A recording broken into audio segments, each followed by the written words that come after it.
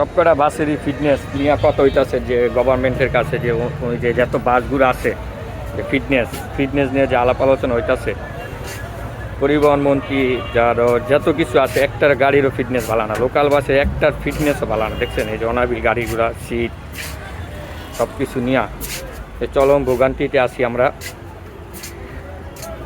এগুলা গাড়ি সিরিয়ালে আছে ভৈরাবাদ যাবে কা।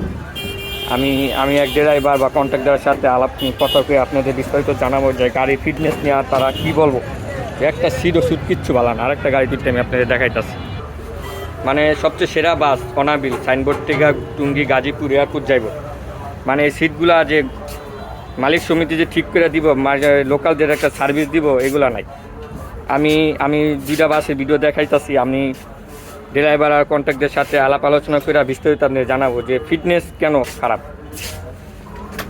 কিন্তু তারা তো চালাইতে দায়ী, কিন্তু একবার ভালো বাস না দিলে এরা কী করবো। আমি নেক্সট এক বাসের মধ্যে আমি আপনার ড্রাইভার আর কন্ট্রাক্টের কথা করে আমি জানাবো যে অনাবিলে কিন্তু সবচেয়ে অনাবিলের যে গাড়ি সাইনবোর্ডের মধ্যে কিন্তু সেরা গাড়ি, এটা টুঙ্গি গাজীপুর এয়ারপোর্ট যায়, কিন্তু একটা গাড়িরও ফিটনেস ভালো না, বুঝছেন? একটা গাড়ি ফিটনেসও ভালো না, প্রত্যেকটা গাড়ি খারাপ, সিট একটা সিটও ভালো না।